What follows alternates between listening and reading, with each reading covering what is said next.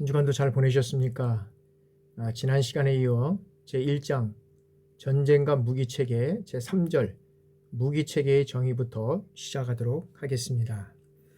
무기체계가 무엇인가를 개념상으로 명확하게 구분하기는 쉽지 않다고 할 수 있습니다. 그래서 협의의 개념은 무기 자체를 우리가 얘기할 수 있지만 이 광의의 개념으로서는 무기와 물적 요소 또 인적 요소 이런 것들을 다 포함한 종합체계라고 할 수 있습니다.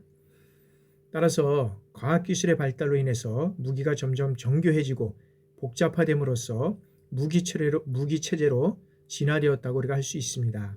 이러한 여러 가지 구성 요소들이 함께 협력할 때 기능을 발휘하게 되는데 이것을 우리가 체계, 즉 시스템이라고 할 수 있습니다. 이러한 시스템은 체계의 구성 개념이 처음 사용된 것은 무기의 운영이 복잡하기 시작한 제2차 세계대전 당시 미국이 무기체계 평가단을 설치하면서부터라고 할 수 있습니다. 따라서 이 체계는 구성원들이 함께 협력할 때 이 기능을 발휘한다고 할 수 있습니다. 여러분들 아마 그림에서 보는 것 같이 이 부여된 임무를 달성하기 위해서 여기에는 주 임무 무기와 이와 관련된 인력, 보조 장비, 그 다음에 지원 시설 및 정비 기술, 군수 지원, 전략 전술, 교육 훈련 이런 것들이 통합된 어떤 전체 체계를 우리가 얘기할 수 있습니다. 따라서 무기 체계의 연구 개발이나 어떤 선정 및 획득 관리 분야에 있어서도 유기적인 이런 체계성이 절실히 요구된다고 할 수 있습니다. 이 주장비를 중심으로 해서 이런 것들이 상호 협력해서 이루어져가는 것을 우리가 다시 한번 통합된 것들을 우리가 무기체계라고 정의할 수 있습니다. 자, 다음에는 3절 중에서 우리가 이제 현대 무기의 주요 특성을 우리가 살펴보도록 하겠습니다.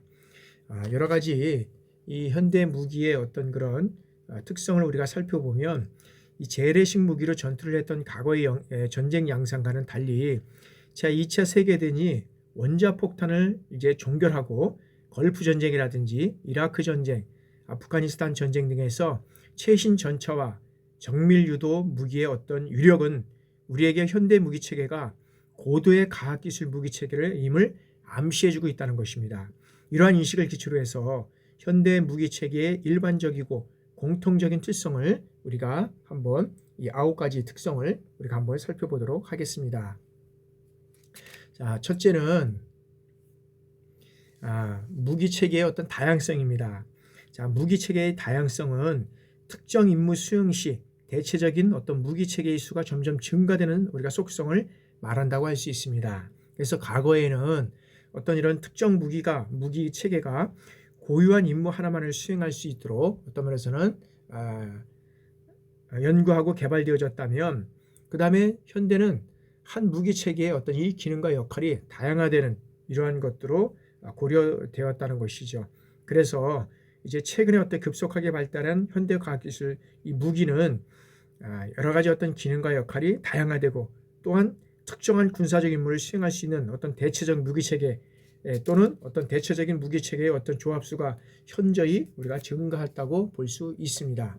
그래서 이 무기체계의 복잡성은 과학기술을 발달로 따라 두 번째는 무기체계의 복잡성인데 이제는 이 무기체계의 복잡성은 과학기술의 발전은 여기에서는 무기체계의 성능과 형태에 일대 혁신을 초래해서 사거리라든지 정확도, 파괴력 등의 발전을 가져왔다고 할 수 있습니다. 특히 이러한 복잡성은 항공기라든지 미사일, 핵무기, 우주항공, 전자통신 및 전자감시수단 분야에서 두드러지게 나타났다고 할 수 있습니다. 최근 이런 전자기술의 비약적인 발전은 무기체계의 복잡성을 보다 더 증대시키고 있다고 할 수 있습니다.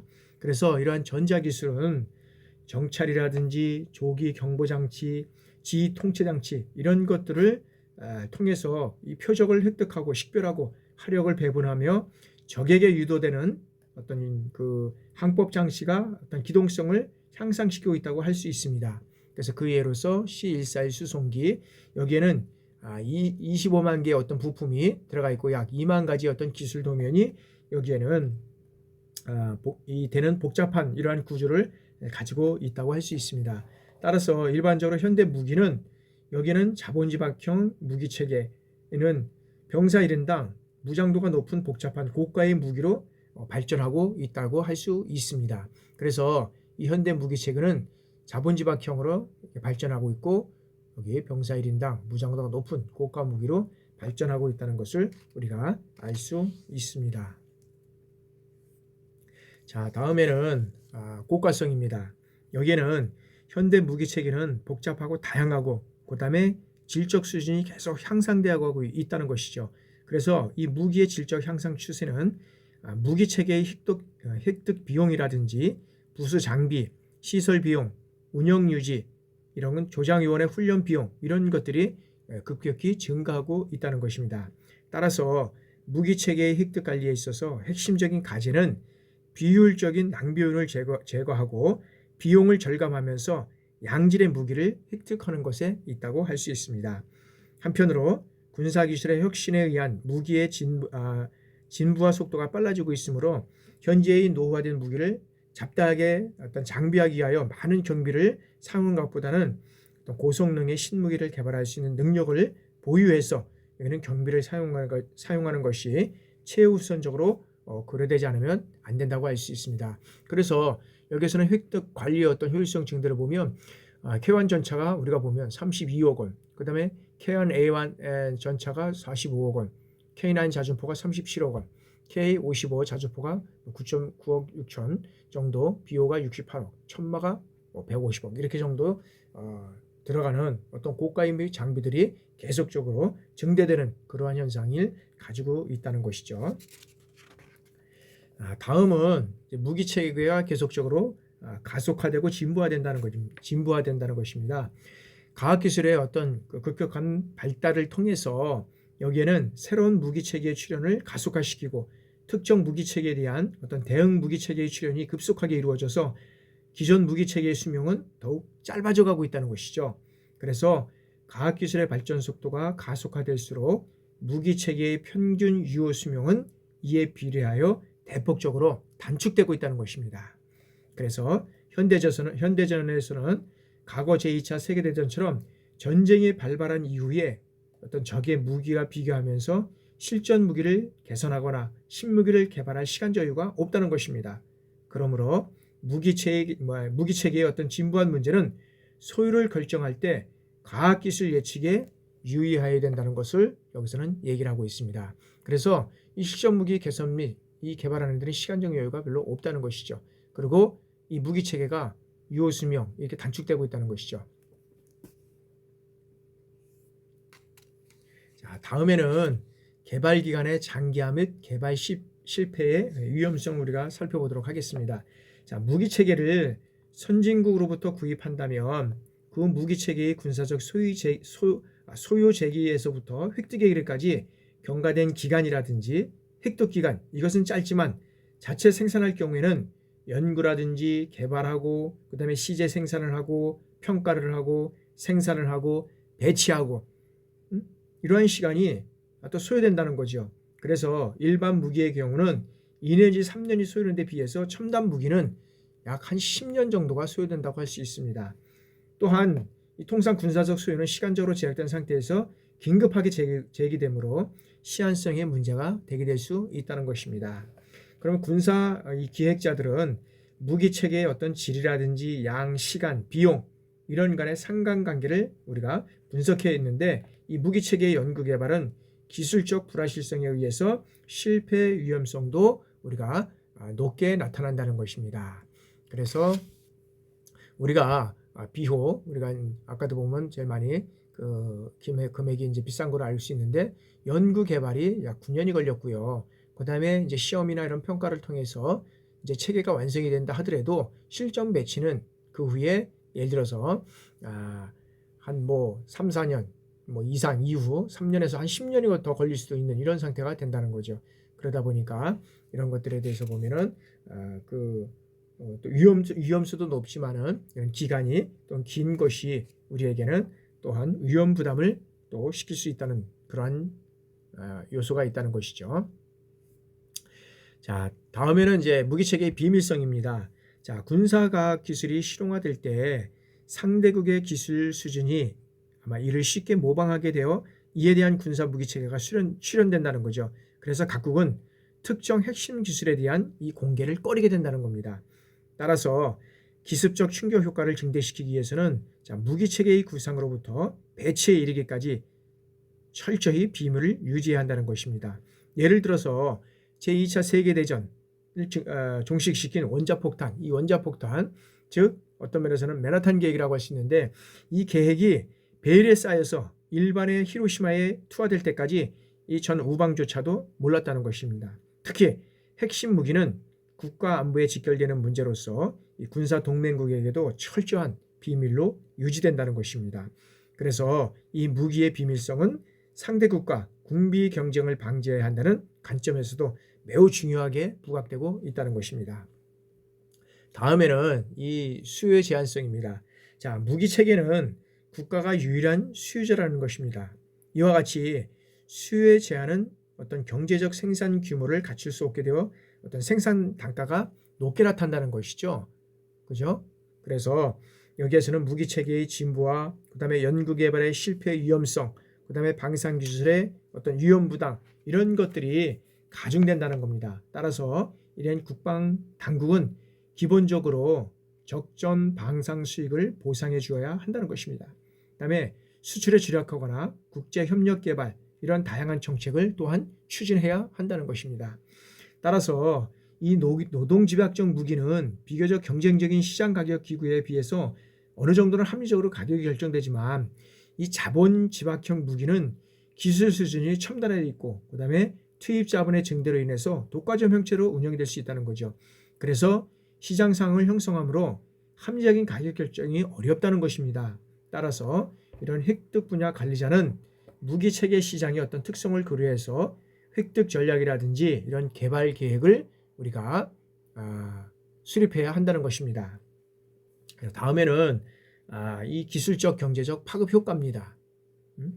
자, 방위 산업 기술로서 무기 체계를 연구하고 개발하고 생산하고 배치하는 과정에서 이 소요되는 첨단 과학 기술과 여기서 얻어진 첨단 기술을 민간 산업에 이전해서 얻어진 경제적 이익의 파급 효과는 엄청나다고 할 수 있습니다. 따라서 첨단 과학 무기 체계일수록 어떤 최신 기술을 개척할 수 있는 기회가 많이 갖게 되고 있고, 또 여기에서 해석된 방위산업 기술을 통해서 민수산업의 기술 향상에도 크게 기여할 수 있다는 거죠. 따라서 민간의 상용화된 상품이 많은 경제적 이익을 얻도록 우리는 해야 한다는 것입니다.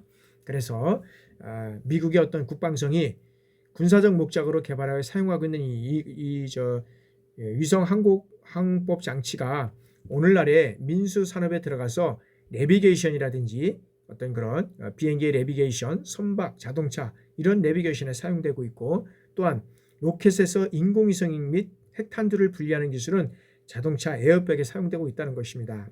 이와 같이 방위 산업에서 무기 체계 기술은 민수 산업의 어떤 기술 향상에도 크게 우리가 이런 기술 향상뿐만 아니라 고용 가치라든지 부가가치 형상을 우리가 가져올 수 있다고 할 수 있습니다.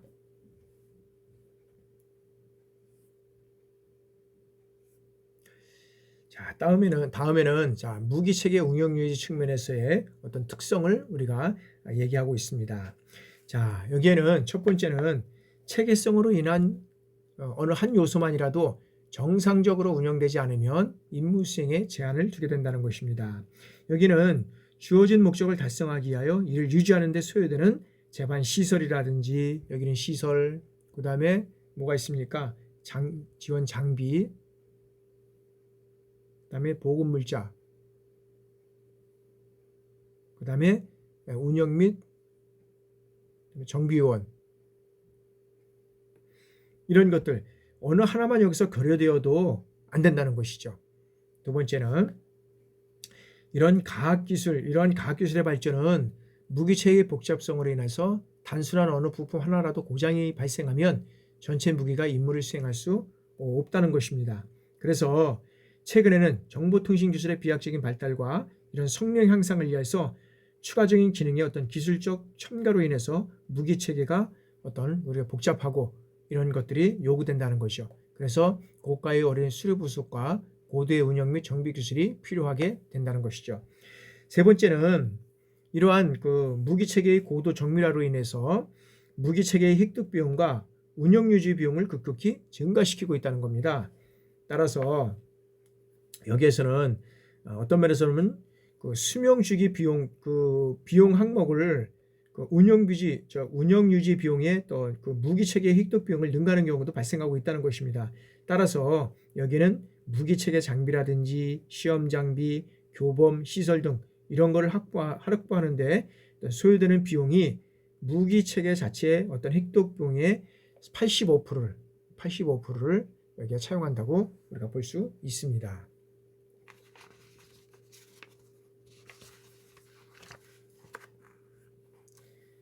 자, 다음에는 우리가 무기 체계는 어떤 것이 있느냐 하는 것을 통해서 우리가 또 보도록 하겠습니다. 자, 군사 작전에 직접 운영되거나 여기에서는 전투력 발휘에 직접 영향을 미치는 어떤 장비, 물자 뭐 이런 것들을 우리가 무기 체계라고 할 수 있고요. 또 이 무기 체계의 전투력 발휘에 어떤 영향을 미치는 장비라든지 어떤 물자, 그다음에 전투력 발휘에 영향을 미치는 주요 전술 훈련, 장비, 소프트웨어, 관련 시설 이런 것들이 운용 목적이라든지 용도 필요성 이런 것에 따라서 어떤 좀 구분할 수 있게 된다는 것이죠. 그래서 여기에서는 무기는 어떤 그 무기 자체만이 아니라 물적 요소와 인적 요소와 종합적인 체계다. 그래서 어느 하나의 어떤 무기가 부여된 임무 달성을 위해서 이 필요한 인원이라든지 이런 것들 소프트웨어, 종합군수지원 요소, 전략전술, 훈련 등 이런 것들이 성립된 우리가 체계를 우리가 얘기할 수 있습니다. 그러면 이런 무기 체계의 어떤 분류 방법을 우리가 보면은 여기에서는 제작에 투입된 이 재료에 따라서 석재 무기, 청동 무기, 철기 무기 이렇게 얘기합니다. 석기 시대, 청동기 시대, 철기 시대 아마 이런 것들을 통해서 우리가 이 무기를 나눌 수 있는 아마 분류가 되는 것 같습니다. 다음에는 전투 수행 기능에 따른 분류입니다. 여기에서는 기동 무기 체계, 활용 무기 체계 그리고 이렇게 된 전투 수행에 따라서 나눌 수 있고 다음에는 운영 목적과 용도와 필요성에 따른 분류입니다. 죄송합니다. 네. 따른 분류입니다. 그래서 여기에서는 이런 것들이 우리가 분류 방법에는 이러한 어떤 세 가지 다음에는 이제 각국별 무기 체계를 분류를 하는 것을 우리가 볼 수 있습니다. 여기서 많은 나라를 볼 수 있겠지만 특히 이제 이 한국과 특히 우리나라의 어떤 그런 우방국으로서 무기를 어떤 구입하고 또 확보하는 측면에서 우리가 본다면 미국하고를 한번 대조해 보면 자, 우리나라는 전투 수행 기능 플러스 군별입니다. 그래서 8대 분류를 나눠서 뭐 지휘 통제, 통신, 감시 정찰, 기동, 해군 공군은 함정, 항공, 화력, 방어, 기타 이런 것들로 인해서 우리가 전투 수행 어떤 분류를 나누고 있고요. 미국은 무기 체계별로 해서 12대 분류로 나누고 있습니다. 여기서 보시는 바와 같이 미사일까지 해가지고 이렇게 나눈 것을 보고 있습니다. 특히 이제 뭐 여기서는 보시는 바와 같이 우리하고 비슷하게 무기 체계 조금의 어떤 분류 체계는 다르겠지만은 이스라엘 같은 경우에는 우리하고 어떤 비슷한 이런 어떤 분류 체계를 가지고 있고요. 영국은 육군, 그다음에 해군, 공군 이런 것들을 통해서 우리가 이루어져가는 걸 볼 수 있습니다. 그럼 근거는 뭐냐? 우리나라는 국방훈련 1217호에 이렇게 명시가 되어 있습니다. 자, 미국의 무기 체계는 어떤 10년마다 이 국방과 육군 이게서 무기 체계를 우리가 이원하는 것을 우리가 볼 수 있습니다. 이 사항은 나라마다 상황과 여건에 따라서 다르게 분류하고 있다고 우리가 얘기할 수 있을 것입니다. 다음에는 지휘 통제, 이 통신무기 체계입니다. 그래서 여기에서는 지휘 통제에는 우리가 분류를 해보면 합동 지휘 통제, 그 다음에 지상 지휘 통제, 해상 지휘 통제, 공중 지휘 통제 이렇게 나눌 수가 있는데 여기에 사용되는 장비는 이러한 것들이 우리가 이루어져 가고 있다라고 한번 보시면 될 것 같습니다. 이것을 다 알 수는 없겠지만 그리고 우리가 더 깊숙이 또 이런 것들을 들어갈 수 없는 여러 가지 사항들도 또 있습니다. 그 다음에 통신 체계는 전술 통신 체계, 위성 통신 체계, 공중 중계 체계 이런 것들이 있는데 여기에서는 또 대상 장비들은 이런 것들을 우리가 사용하고 있다고 여러분들을 보시면 되겠습니다. 그 다음에 통신 장비는 유선과 무선 그 밖에 통신 장비인데 유선은 여기는 전술력 전자식 교환기나 이런 것들을 사용하고 있고 무선은 대부분 보니까 어떤 차량용으로 이렇게 많이 사용하는 것을 볼 수 있습니다. 그 밖에 통신 장비로서는 우리가 보시는 바와 같이 이런 어떤 정보나 보안 장비 이런 것들을 우리가 볼 수 있다고 할 수 있습니다. 자, 다음에는 이제 감시 정찰 무기 체계입니다. 전자전 장비로 인해서 지원 장비가 있고 공격 장비가 있고 보호 장비가 있습니다. 세 가지를 오늘 나누는데 여기에서도 여러분들이 대상 장비는 이러한 것들이 있다는 것을 한번 쭉 한번 살펴보시고요. 레이더 장비는 우리가 감시 레이더가 있고 항공 관제 레이더, 그 다음에 방공 관제 레이더 이런 것들이 있습니다. 여기에서도 여러분들 뭐 이게 직접 우리가 관련되지 않으면은 이런 것들을 볼 수 없지만 이러한 장비들을 또한 사용하고 있구나라고 이제 계속적으로 이거는 변경이 되고 있기 때문에 어떤 그런 국방전력 업무 훈령에 우리가 1217호에 나왔던 것을 우리가 한번 보시면 될 것 같습니다. 자, 그 다음에 기상 장비는 기상위성 감시 장비, 기상 감시 레이더 장비, 기상 관측 장비 이렇게 있습니다. 그래서 여기에 또 사용되는 그런 장비들을 또 이렇게 해서 한 번씩 눈으로 이렇게 한번 보시면 되겠습니다. 자, 다음 또 계속적으로 감시 정찰 무기 체계에서 전자광학 장비는 전자광학 장비, 광폭, 광증폭 야시 장비, 열상 감시 장비, 레이저 장비 이렇게 우리가 있고 나머지 우리가 또 대상 장비도 이러한 것들을 우리가 있다는 것을 한번 쭉 한번 눈여겨보시기 바랍니다. 다음에는 이제 수중 감시 장비입니다. 그래서 여기는 음탄기, 그 다음에 어뢰 음향 대항 체계, 수중 감시 체계, 기타 음파 탐지기 이런 것들이 있다고 할 수 있습니다. 그래서 이런 것들을 한번 여러분들이 또 한번 눈여겨보시면 되겠습니다. 자, 그 다음에 GOP 과학화 경계 시스템은 이런 것들을 한번 이 장비를 사용하고 있고 기타는 우리가 여러 가지 대상 장비들을 우리가 사용할 수 있다는 것을 여러분들 한번 눈여겨보시면 되겠습니다.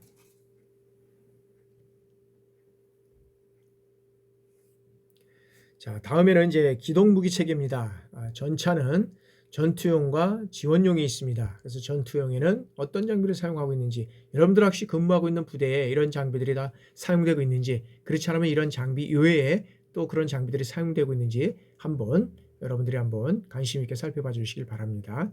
자, 장갑차는 전투용과 지휘통제용, 전투지원용 이렇게 있습니다. 그래서 또 사용하는 어떤 장비들도 약간씩 다르지만은 그런 어떤 장비들을 여기에서는 사용하고 있다는 것들을 한번 이러이러한 장비들을 사용하고 있구나 해서 한번 쭉 한번 읽어보시기 바랍니다. 자, 다음에는 이제 전투 차량입니다.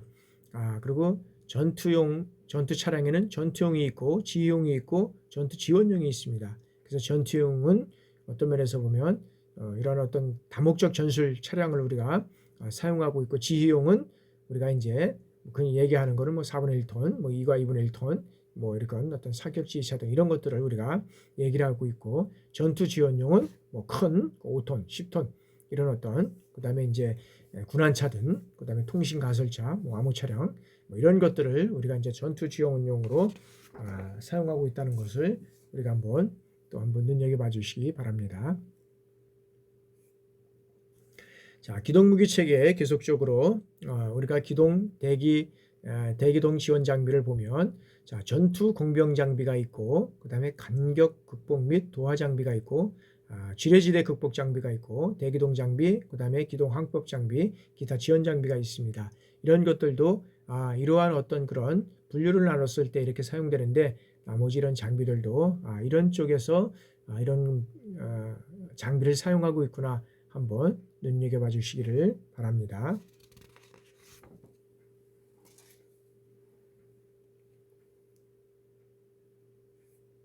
자, 다음에는 이제 함정 무기 체계입니다. 여기서는 이제 수상함에서는 전투함과 그다음에 기뢰전함, 상륙함, 지원함 이렇게 해서 우리가 네 가지를 볼 수 있는데 여기 대상 장비는 여러 가지로 뭐 초기함, 전투함에서는 초기함과 고속정 뭐 이런 것들이 있고요.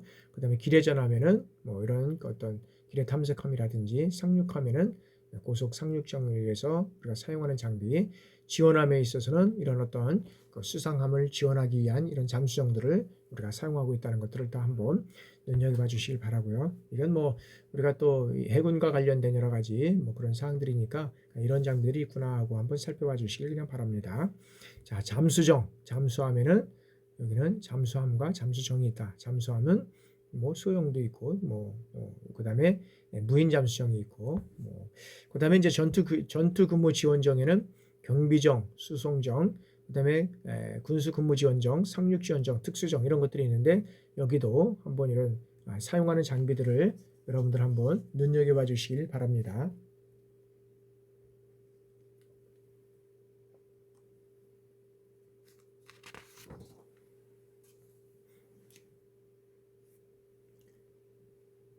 자, 다음에는 이제 함정 무기 체계, 계속적으로 함정 무기 체계인데요.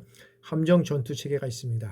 함정 전투 체계는 호위함 전투 체계, 그다음에 구축함 전투 체계, 잠수 함용 전투 체계 뭐 이런 것들이 있고요. 그다음에 해상 전투 지원 장비로서는 함정 사격 통제 장비, 그다음에 피하 식별 장비, 항법 장비, 침투 장비, 소해 장비, 그다음에 군함 구명, 기타 장비로 나눌 수 있는데 이런 것들을 한번 해상 전투 지원 장비에는 이러한 장비들이 있구나라고 한번 또 이렇게 읽어봐 주시기를 바랍니다.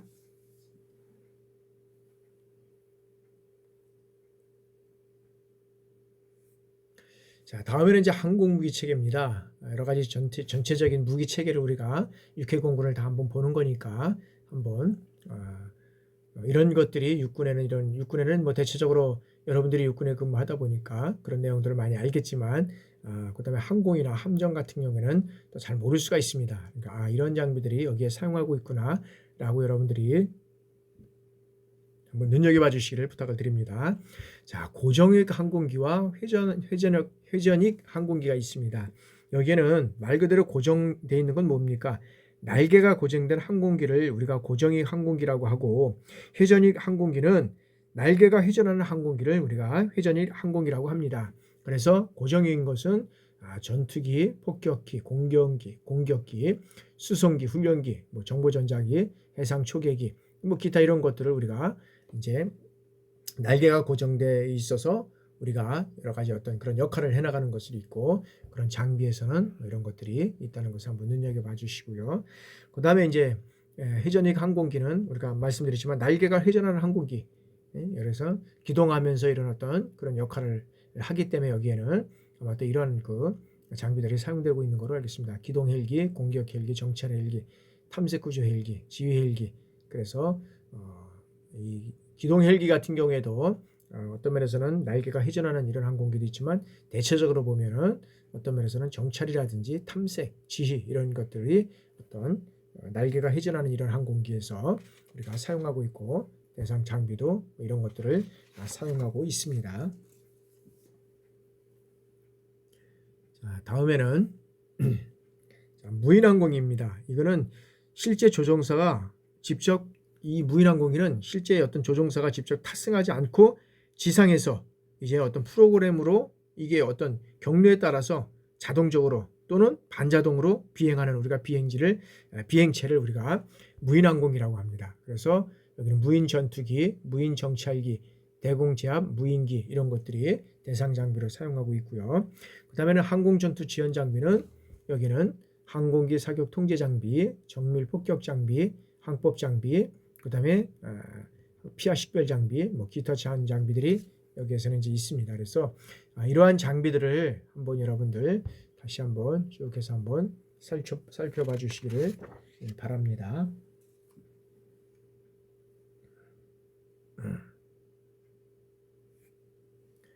자, 다음에는 이제 활용 무기 체계입니다. 소화기. 그래서 여기는 소화기는 개인화기하고 이제 기관총 이렇게 있죠.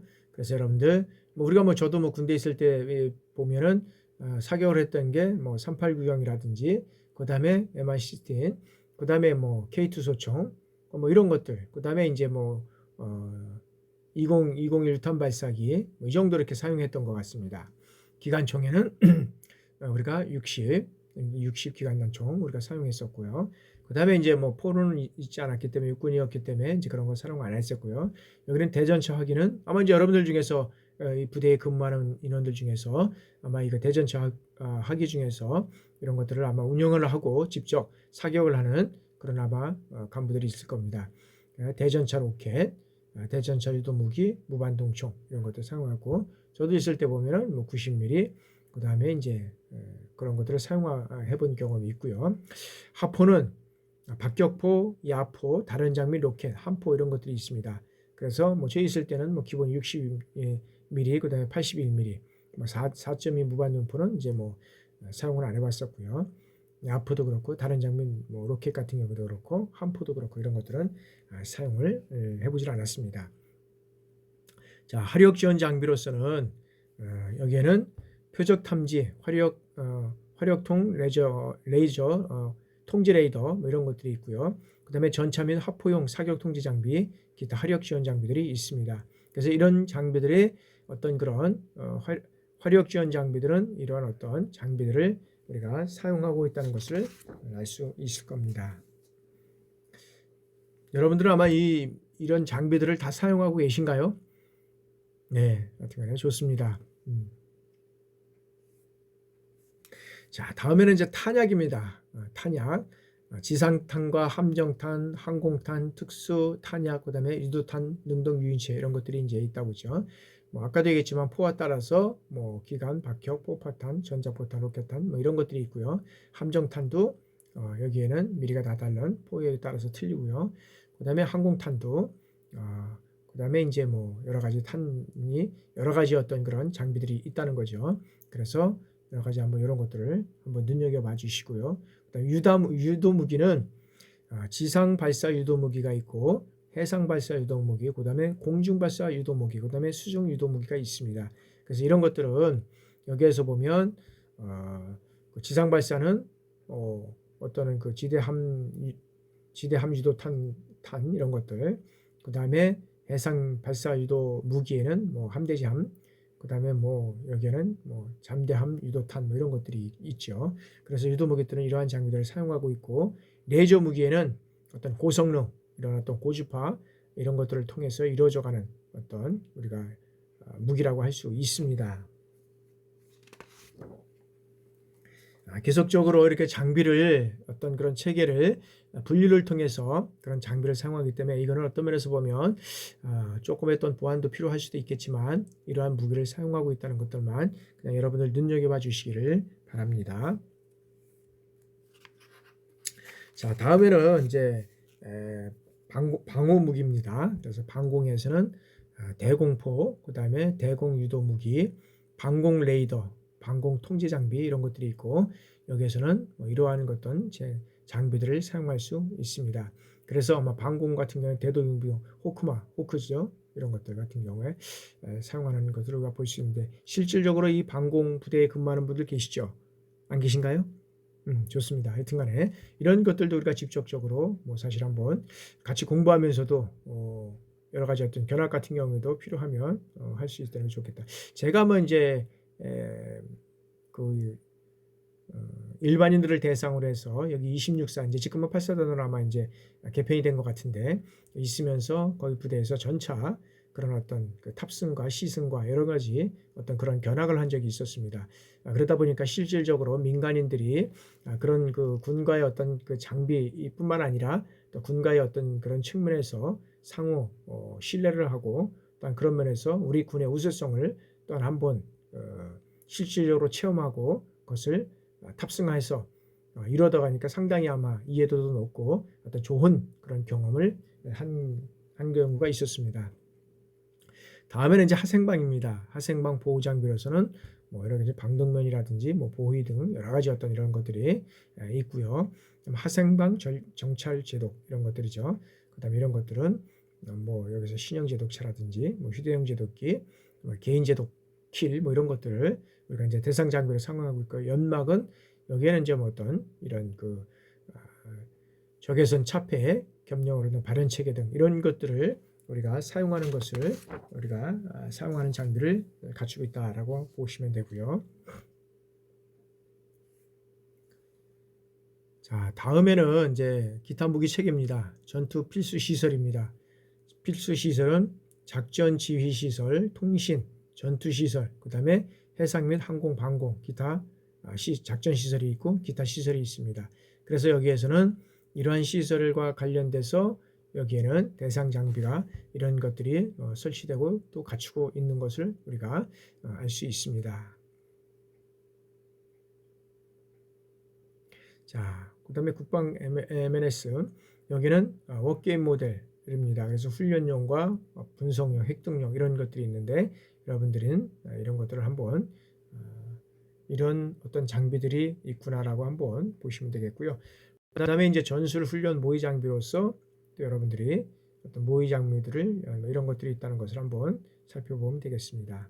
그다음에 이제 주요 시설 경계 시스템으로서는 이런 것들을 우리가 사용할 수 있는 것을 우리가 한번 보시면 될 것 같습니다.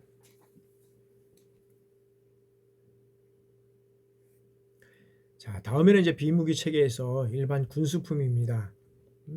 자, 이 소분류는 자, 병력 운영이라든지 시설 유지, 장비 유지 이런 운영에 필요한 장비 및 물자를 우리가 얘기를 할 수 있는데 대상 장비는 뭐 일반 차량, 버스, 승용차, 도저, 크레인 뭐 이런 어떤 장비라든지 물자, 공구 등 이런 것들이 대상 장비를 포함하고 있고요. 그 다음에 개인의 어떤 기본 및 방호 장구로서 전투용, 전투복, 천막, 나치미, 헬멧, 방탄복, 대검, 야전삽 등 이런 것들이 우리가 대상 장비를 가지고 있습니다. 혹시라도 더 뭐 추가된 사항이나 어떤 뭐 이렇게 또 제거할 사항이 또 있을지 모르겠지만 기본적으로 이러한 장비들이 필요하다고 할 수 있겠습니다. 그 다음에 전략화 장비 운영 유지에 필요한 어떤 수리 부속 및 유지 물자입니다. 그래서 여기에는 뭐 부분품이라든지 결합체, 무효들, 각종 유리 등 이런 것들이 대상 장비나 어떤 그런 것들로 포함할 수가 있고요.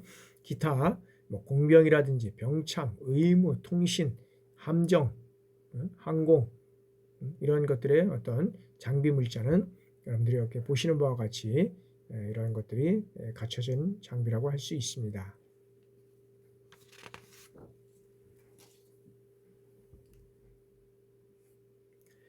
자, 다음에는 이제 비무기 체계입니다. 국방정보 시스템은 자원관리 정보 체계와 국방 MNS 기반 체계 뭐 이런 것들이 있습니다. 그래서 대상 장비는 뭐 기획, 재정 정보 체계, 뭐 인사 동원 정보 체계, 군수 시설 정보 체계, 전자 행정 정보 체계 뭐 이런 것들이 있을 수 있고 국방에서는 연습 훈련용, 분석용, 획득용, 그다음에 기반 체계에서는 정보통신망이라든지 컴퓨터 체계, 정보보호 체계 이런 것들이 상호 운영성을 체계적으로 이루어가는 것을 우리가 얘기를 할 수 있고요.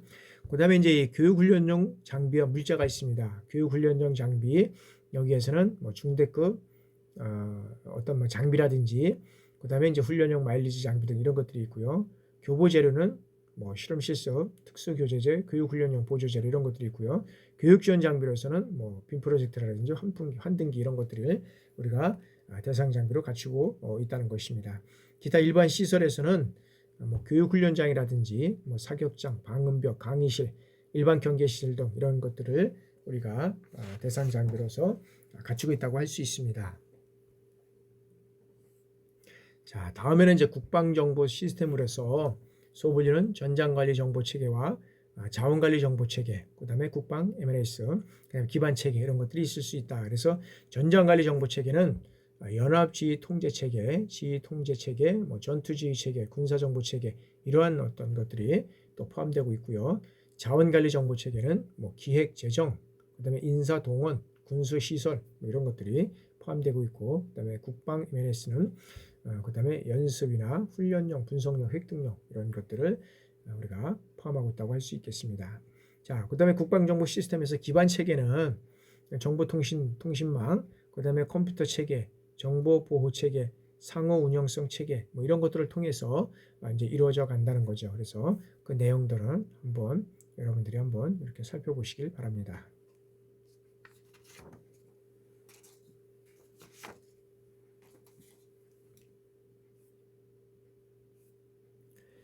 자, 다음에는 이제 4절에서 이제 무기체계 획득 방법입니다.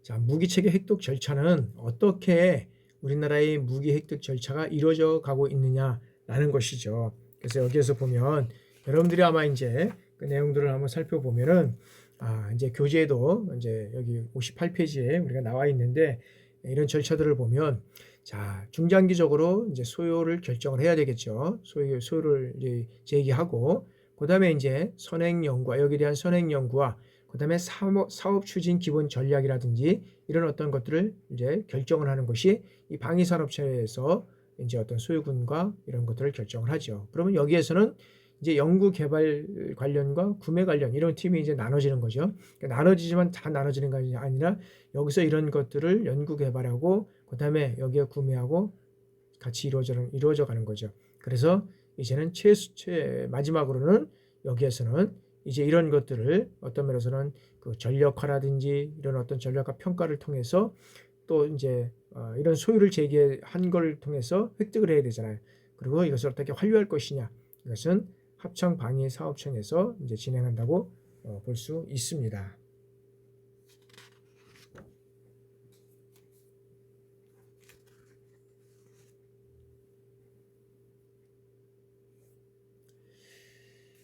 자, 다음에는 이제 무기체계 획득관리 개념입니다. 무기체계의 어떤 획득관리, 여기서는 무기체계. 자, 군에서 어떤 소유 제기한 어떤 무기체계를 효율적으로 개발하고 생산하고 구매해서 이 군에 조달하기 위한 체계적인 어떤 계획, 조직, 통제, 조치하는 이런 재반 업무 활동을 우리가 여기에서는 무기관리 체계라고 할 수 있습니다. 근데 무기체계 관리 체계는 여기에서는 획득관리 체계에는 여러 가지 어떤 소유를 제기하고 소유를 결정을 하고 획득 방법이라든지 이것을 결정을 하고 시험 평가를 하고 양산 및 도입, 전력화 순으로 진행을 한다는 거죠. 그리고 무기체계 획득 방법에는 연구개발, 아까 했지만 연구개발과 우리가 여기에 대해서 연구개발과 여기서 구매하고 이런 것들이 이제 또 따라서 좀 나눠질 수가 있다는 거죠. 그래서 이 무기체계의 어떤 획득은 어떤 면에서 보면 이 자연적인 환경, 어떤 이 지형이라든지 기후 이런 것들에 따라서 어떤 면에서 보면 가용자원과 정치, 경제, 군사, 과학시설 이러한 것들을 통해서 획득 원칙과 함께 어떤 중요하게 우리가 수용될 수 있다고 볼 수 있습니다. 그래서 여기에서는 이 무기 획득 관리는 어떤 면에서 보면은 장기적으로는 국가안보정책과 국방정책, 군사전력을 고려해서 우리가 수행해야 한다는 거죠. 그래서 비용 대 효과, 안보 상황, 경제적 여건, 국방정책 및 군사전력 이런 것들을 어떤 고려사항으로 해서 이 무기를 어떻게 획득할 것이냐라는 것을 우리가 고려해야 한다는 것이죠. 그래서 아무리 좋은 신형의 무기라고 해도 그 지역과 또 상대방에 맞지 않으면 그것은 또 좋은 무기라고 할 수 없겠죠. 그러나 하여튼간에 과학기술의 발달에 따라서 이런 엄청난 무기들이 계속적으로 발달해 오고 또 만들어져 가고 있고 그것을 어떻게 우리 안보 상황과 또한 경제적 여건과 고려해서 그것을 획득할 것이냐라는 것은 이런 어떤 그 연구 체계와 어떤 연구 계획하고 그다음에 어떤 구매 측면에서 이런 것들이 잘 우리가 이루어져 가야 하겠다는 것을 우리가 또한 말씀드리고요. 자, 무기체계의 획득관리 원칙이 있습니다. 무기체계 획득관리 원칙에는 자, 무기체계 획득관리는 여기에서는 국가의 국방정책, 군사전략 및 전술 이것을 효과적으로 뒷받침하는 업무라고 할 수 있습니다. 따라서 한정된 국가 자원의 어떤 효율적인 투자, 그 다음에 사용, 군에 대한 국민의 신뢰성 확보 이러한 측면에서 우리가 매우 중요하다고 할 수 있습니다. 따라서 무기체계 획득관리 업무는 어떻게 이루어지냐 하면은 이러한 다음과 같은 원칙을 가지고 있다는 것이죠. 자, 첫 번째는 군의 작전 요구 성능 이런 것들을 100% 충족시킬 수 있는 무기 및 장비를 획득해야 한다는 것이죠. 그래서 전장에서 적의 무기체계를 제압할 수 있는 성능을 가진 무기체계를 우리가 획득하는 것이 정말로 중요하다고 할 수 있겠죠. 두 번째는 이러한 무기체계 획득은 군이 요구하는 시기에 맞게 우리가 여기에서는 전력화될 수 있도록 우리가 획득해야 된다는 거죠. 아무리 좋은 장비라도 이 적정한 시기에 맞게서 우리가 이루어지지 않는다 그러면 어떤 면에서는 효용이 없겠죠. 다음에는 이런 그 자주 국방이 가능하도록 연구 개발할 되고 어떤 생산되고 우선적으로 이런 것들이 추진되어야 한다는 것입니다. 네 번째는 무기 획득의 어떤 비용 절감 이런 것들을 위해서 무기 체계의 어떤 전 수명 주기에 걸친 종합적인 관리가 필요하다는 것이죠. 그래서 여기에서는 또 군수 지원 체계를 포함해서 뭐 비용 절감하는 방법을 모색하고 어떻게 하면 최적화된 그러한 무기를 획득할 수 있을 것이냐. 무엇보다도 이 경제적으로 획득해서 투자 효율을 극대화해야 된다는 것이 우리가 무기를 획득하는 그러한 또 원칙도 될 수 있다는 것이죠. 자, 마지막으로는 무기 체계 수명 기간, 이 수명 주기가 어떤 비용 구조는 개발하고 획득 비용, 이게 전체 비용의 약 한 30에서 40%가 소요된다는 것이죠.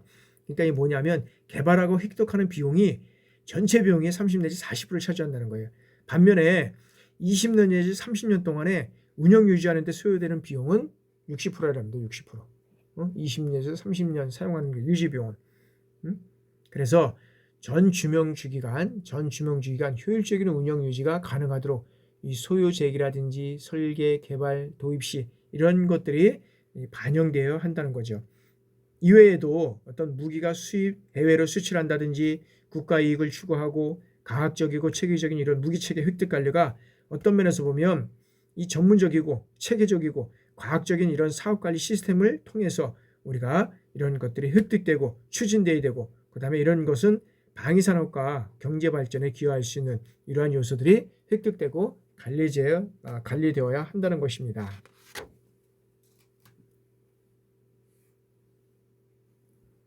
자, 다음에는 무기 체계 획득 방법입니다. 이 무기 체계 획득 방법은 우리가 앞에서도 봤지만 연구 개발과 구매를 가지고 우리가 이제 얘기를 할 수 있습니다. 그래서 아까도 무기 체계 58페이지에서 우리가 봤지만 이러한 무기 체계 중에서 먼저 이게 연구 개발 쪽에서 보면 무기 체계 연구 개발에서 보면은 연구 개발이란 우리가 보유하지 못한 기술을 국내 단독 또는 외국과 협력해서 공동으로 연구하고 또한 연구된 어떤 기술을 실용하여 필요한 무기 체계를 생산하고 획득하는 방법을 우리가 연구 개발이라고 합니다. 그래서 무기 체계의 연구 개발은 단계는 탐색하고 그거를 개발하고 체계를 개발하고 양산하는 이러한 어떤 무기 체계를 가지고 있다는 거죠. 그래서 이 무기 체계의 연구 개발은 무기 체계를 여기는 개발하고 그다음에 시험 평가를 통해서 이거를 생산하는 자주 국방의 어떤 요소를 충족하는 것은 물론 그다음에 어떤 것은 이 여력을 삼아서 수출을 해서 국가 발전의 어떤 성장 동력의 역할을 할 수 있는 것이 이제는 그러한 무기를 그냥 개발하는 것에 끝나는 것이 아니라 이것을 개발해서 어떻게 이것을 국가 발전의 어떤 성장 동력의 역할을 할 수 있을까까지 이제는 연구가 되어야 할 것입니다. 자, 그러면 여기에서 무기 체계 연구 개발에서 우리가 이제 진행될 것은 뭐냐면은 우리가 이제 세 번째 우리가 이런 과정들을 단계별 주행 내용을 살펴보도록 하겠습니다. 탐색 개발에는 여기는 체계 개발을 위한 기본 설계를 하고 그다음에 여기에서는 작전 운영 성능을 결정을 하고 그다음에 체계 개발의 일정 및 비용 산출을 하게 됩니다. 이 탐색 개발에서는 그다음에 이제 체계 개발에서는 이런 확정된 작전 운영이라든지 성능 그다음에 만족하는 시제품을 개발하고 그다음에 이제는 시험 평가를 거치게 되는 거죠. 그러면서 이제는 어떤 체제로 양산 체제로 갈 것이냐 그렇지 않으면 더 개발할 체제로 갈 것이냐 뭐 이런 것들이 이제 되는 거죠. 시험 평가를 통해서 생산된 무기 체계를 이제 소요군에 배치하고 초도 양산이라든지 후속 양산할 것인지 이런 것들을 또 우리가 지속적으로 개발을 해서 이런 것들이 사전에 배치되는 이러한 것들이 지속적으로 이루어져 가야 할 것이다 라고 얘기하고 있습니다. 핵심 기술 연구 개발입니다. 핵심 기술 연구는 어떤 무기 체계라든지 또는 어떤 이 비무기 체계 이게 어떤 국내 개발이라든지 또 생산에 필요한 고도의 어떤 첨단 기술을 어떤 연구하고 그다음에 여기에서는 개발하는 이런 활동으로서 여기서는 기초 연구라든지 그다음에 응용 연구 그다음에 시험 개발 이런 단계를 거쳐야 되는 거죠. 이런 무기 체계는 여기에서는 다시 한번 여기에서는 이런 거는 기초 연구를 하고 응용 연구를 하고 그다음에 시험 개발 이런 단계를 거쳐서 이루어져 간다는 거죠.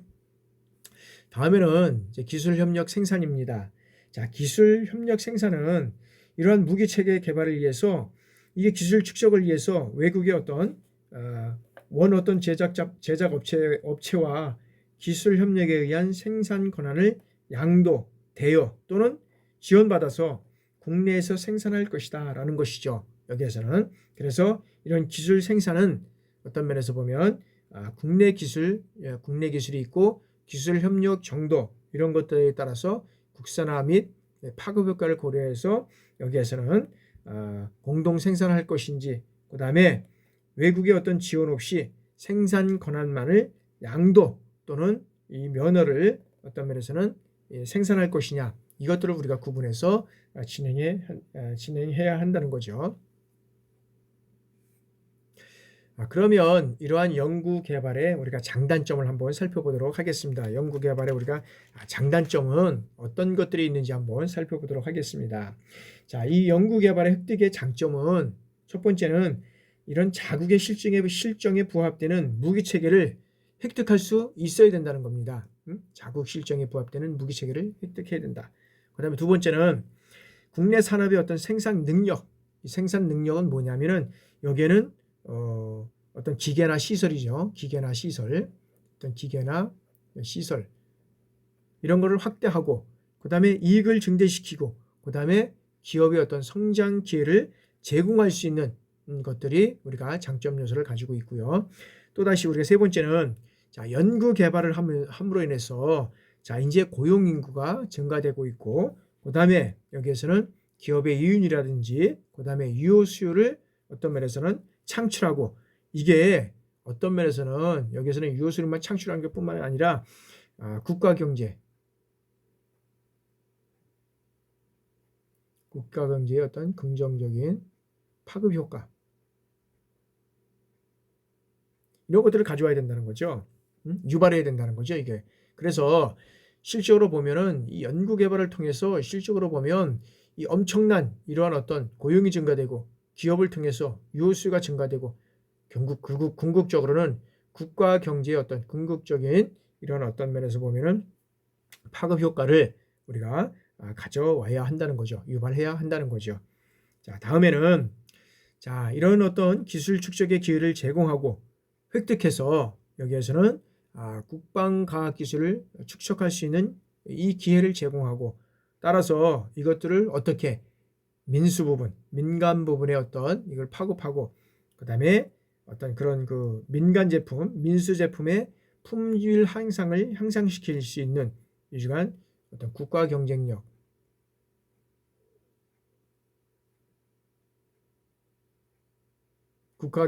향상에 기여해야 된다는 것이죠.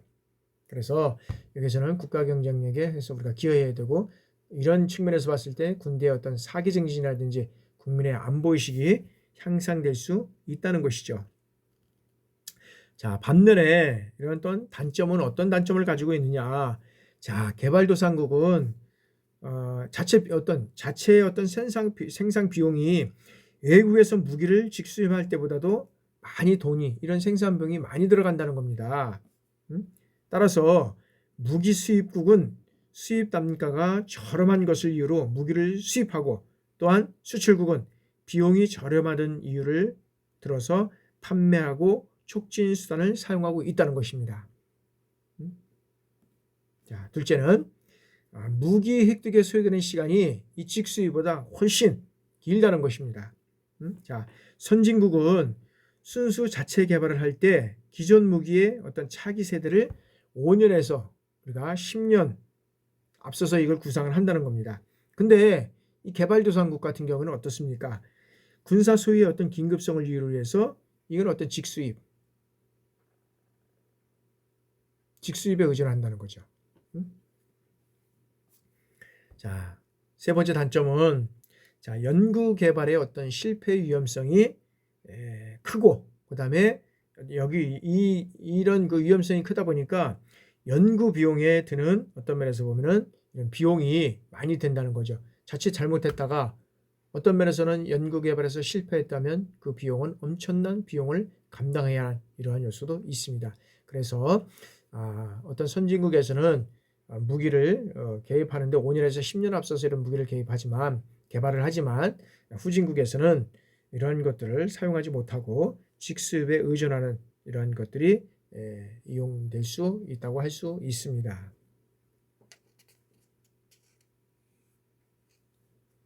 자, 다음은 이제 구매입니다. 구매.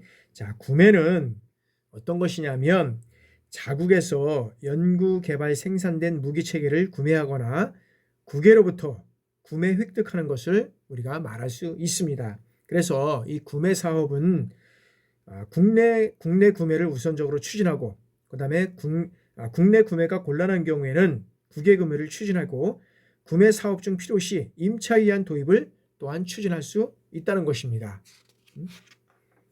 그래서 여기에서는 대외 군사 판매를 우리가 먼저 한번 살펴보도록 하겠습니다. 자, 대정부 간의 구매의 한 형태로서 여기에서는 미국 정부가 이제는 무기 수출 통제법, 미국 무기 수출 통제법 등 관련 법규에 의해서 이 우방국이나 동맹국, 국제국에 간의 계약에 의한 군사사격에 필요한 물자를 유상으로 판매하는 방법으로 하는 것을 우리가 여기에서는 대정부 간 구매의 한 형태로 이루어져 가고 있다라고 말씀을 드릴 수 있습니다. 그러면 이러한 그 대외 군사 판매는 지정 판매가 있고 그다음에 총괄 구매, 그다음에 군수 보급 지원 약정 이런 것들로 우리가 구분할 수 있다는 것이죠. 그러면 자, 지정 구매는 어떤 것이 있느냐? 이거는 제반 조건이 대량 품목, 수량, 예상 가격, 인도 예정일 이런 것들이 청약서나 수락서상에 명시해서 구매하는 우리 계약 방법을 지정 구매라고 합니다. 그래서 여기에는 어떤 것들을 많이 우리가 구입을 하게 되면 이런 장비, 탄약, 유료, CSP, 시험 장비 등 이런 것들을 우리가 지정해서 구매하는 경우가 많이 있습니다.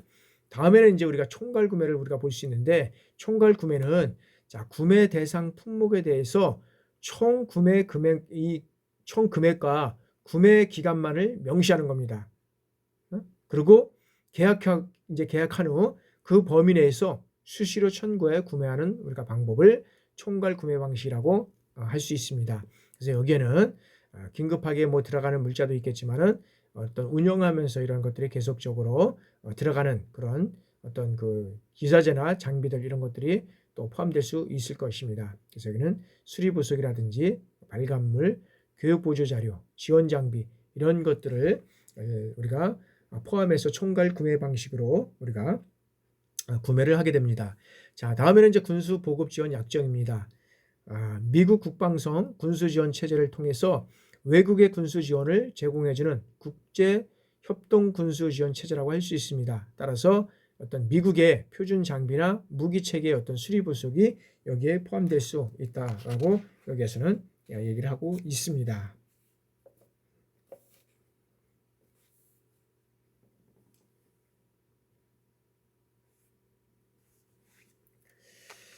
자, 다음에는 이제 그 상업 구매입니다. 상업 구매.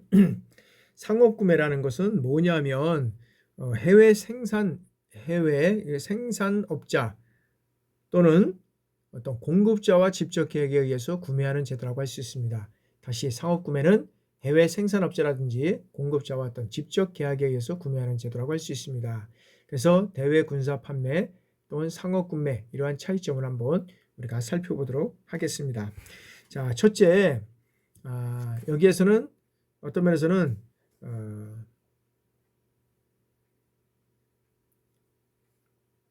정부 대 정부의 계약입니다. 대외 군사 판매는 정부 대 정부의 계약. 근데 상업 구매는 생산자와 어떤 수익 간의 어떤 계약에 의한 거래라고 우리가 할 수 있습니다. 상업 구매는. 자, 그다음에 대외 군사 판매에서는 미국의 일반적인 불평등 어떤 면에서는 계약에 의존하고 있는데 여기에서는 당사자 간의 어떤 협상에 따라서 이루어지는 우리가 거래를 얘기할 수 있습니다.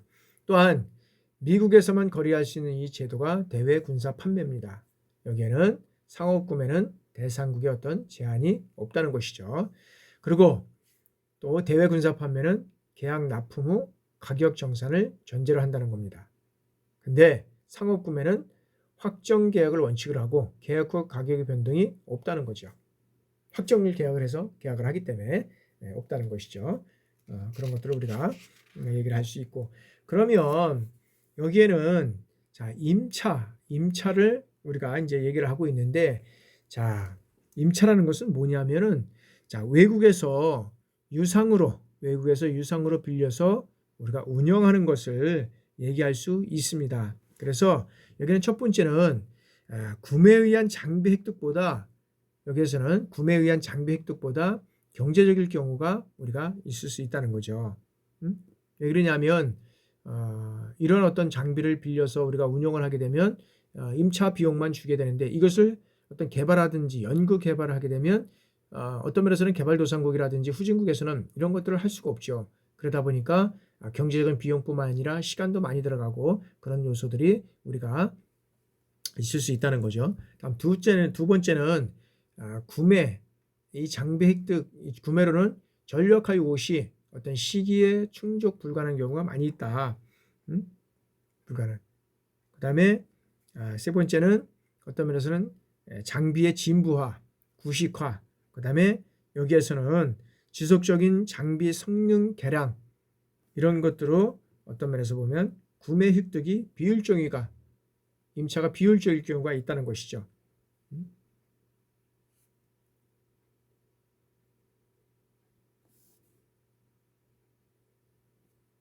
잠깐만요.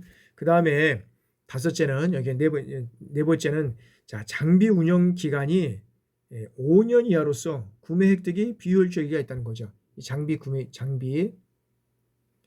어떤 이게 장비 운영 기간이 5년 이하.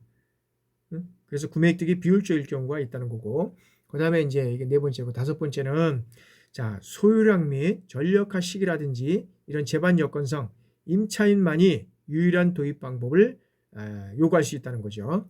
그 다음에 여섯 번째는 기타 이런 그 가용 재원이라든지 후속 군수 지원 장비 등 이런 것들이 임차 사업이 효율적일 경우가 있다는 거다. 임차 사업이 일단은 효율적일 수 있다. 가용 재원이라든지 그 다음에 후속 군수 지원, 이런 것들을 고려해 볼 때 임차가 효율적일 수 있다라는 것을 우리가 여기에서는 얘기하고 있습니다.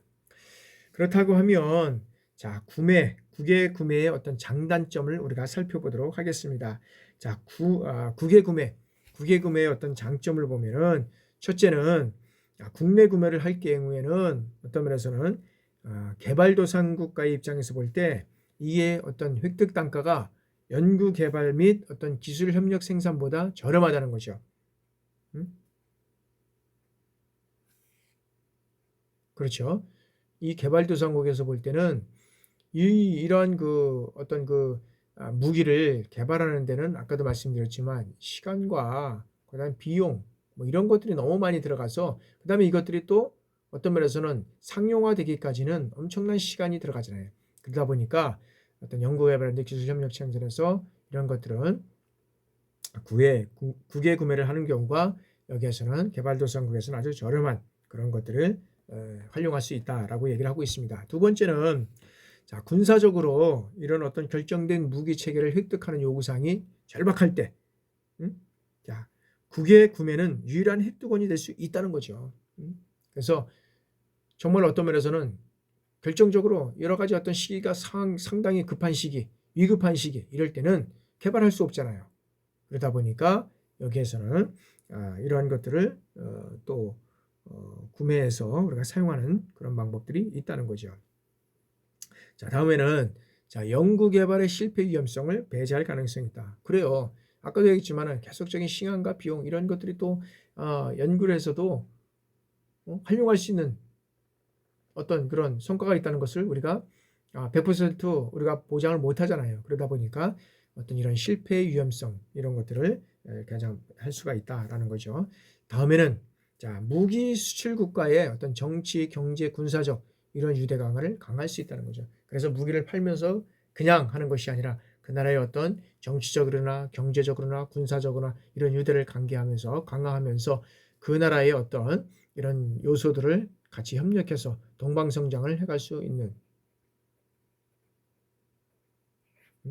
해나갈 수 있는 이러한 어떤 장점이 있다고 할 수 있습니다. 반면에 또 이러한 단점들을 가지고 있다는 거죠. 어떤 단점을 가지고 있느냐 하면은 자, 무기 체계의 어떤 종속화, 그다음에 대외 의존적 국방 체제를 우려할 수 있다. 특히 이제 우리가 이 개발도상국들이 어떤 자체적으로 무기 생산도 못하고, 그다음에 주변 환경, 국내적으로 여러 가지 환경과 여건이 이런 어떤 그 안보적인 이러한 사항들이 위급할 때 어떤 외국으로부터 이런 것들을 무기를 구매하다 보니까 또 임차하다 보니까 이런 어떤 무기가 어떤 종속화될 수 있고 이게 대외 의존 이 할 수 있다는 그러한 체제가 계속적으로 이루어질 수 있다는 거죠.